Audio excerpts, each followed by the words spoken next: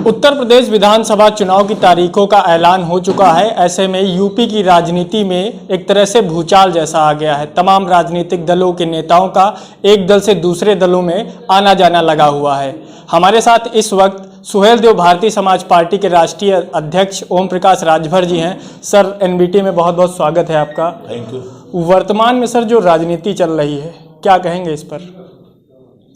पूरे प्रदेश की जनता भारतीय जनता पार्टी की सरकार में महंगाई से, भ्रष्टाचार से, लूट से, बेरोजगारी से, अन्ना पशु से किसान, जीएसटी से व्यापारी, रियल इस्टेट से आम आदमी परेशान है। तो प्रदेश की जनता बदलाव चाहती है। प्रदेश की जनता जातिवार जनगणना कराना चाहती है कि ताकि जातियों की गिनती हो जाए, ताकि बजट अलॉट हो तो उस हिसाब से बजट उनको मिले, शिक्षा, स्वास्थ्य और रोजगार पर उनके ऊपर खर्च हो। घरेलू बिजली का बिल हम लोगों ने जब जनता के बीच में कहा कि हम 300 यूनिट बिजली फ्री देंगे और एक समान अनिवार्य फ्री शिक्षा देंगे, गरीबों का इलाज फ्री करेंगे, हम प्रदेश में अमन चैन भाईचारा पैदा करेंगे और जो अन्ना पशु से किसान परेशान है उससे निजात दिलाएंगे।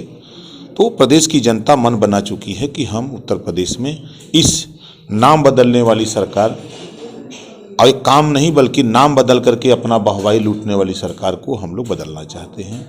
ये महंगाई करके 400 का सिलेंडर 1000 में बेच रहे हैं, 600 इसमें कमा रहे हैं, 50 रुपया सरसों का तेल 200 बेच रहे हैं, 150 उसमें कमा रहे हैं, अरहर की दाल 55 से 125 बेच रहे हैं। तीनों का खाली मात्र जोड़ देंगे तो 800 रुपया।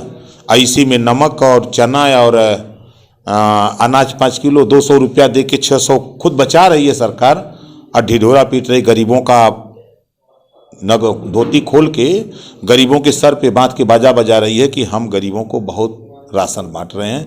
तो जनता इसको समझ गई है। इस नाते प्रदेश की जनता बदलाव के मूड में है। बीजेपी के तमाम विधायक जो हैं इस्तीफा दे रहे हैं। अभी तक 7 विधायक थे, अब विनय साक्य का भी नाम सामने आ रहा है कि उन्होंने भी पार्टी से इस्तीफा दे दिया है। समाजवादी पार्टी में जाने की संभावनाएं व्यक्त की जा रही हैं, कैसे देखते हैं? ये तो होना था। भारतीय जनता पार्टी वंचित, पिछड़े, दलित, अल्पसंख्यक की उपेक्षा की है, कर रही है और करेगी। पिछड़ों को अपमानित करती है, दलितों को अपमानित करती है। केशव मौर्य पिछड़ी जाति से आते हैं तो उनको स्टूल पर बैठाएगी और भारतीय जनता पार्टी के लोग सोफा पर बैठेंगे।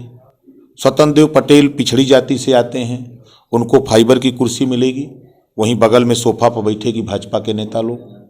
तो ये पिछड़ों के साथ क्या दिखा रहे हैं? मंचों पर पिछड़ी जाति के नेता को झटक दिया जाता है कि तुम शूद्र हो। दलित को हाथ जब पकड़ने की बात आती है तो कहा जाता है कि तो दलित है। ये भेदभाव बीजेपी करती है। इसके दिमाग में सिर्फ हिंदू मुसलमान, भारत पाकिस्तान, मंदिर मस्जिद, इसके अलावा उसके पास ये एजेंडा नहीं है कि प्रदेश में बेहतर शिक्षा कैसे हो, एक समान अनिवार्य फ्री शिक्षा कैसे हो, स्वास्थ्य कैसे बेहतर हो, रोजगार कैसे मुहैया हो, नौकरी हम कैसे दे सकें। इस पे भारतीय जनता पार्टी की सोच नहीं है। इस नाते प्रदेश की जनता बदलाव के मूड में है। कल समाजवादी पार्टी के राष्ट्रीय अध्यक्ष के साथ सभी छोटे दलों के साथ आप लोग की बैठक हुई थी। किन मुद्दों पर चर्चा हुई और क्या कुछ निष्कर्ष निकलकर सामने आ रहा है? अपने अपने क्षेत्रों में सबको ये हिदायत दी गई, सुझाव दिया गया, सबके सुझाव लिए गए और सुझाव दिया गया कि जिसका जहाँ प्रभाव है अपनी तैयारी करे।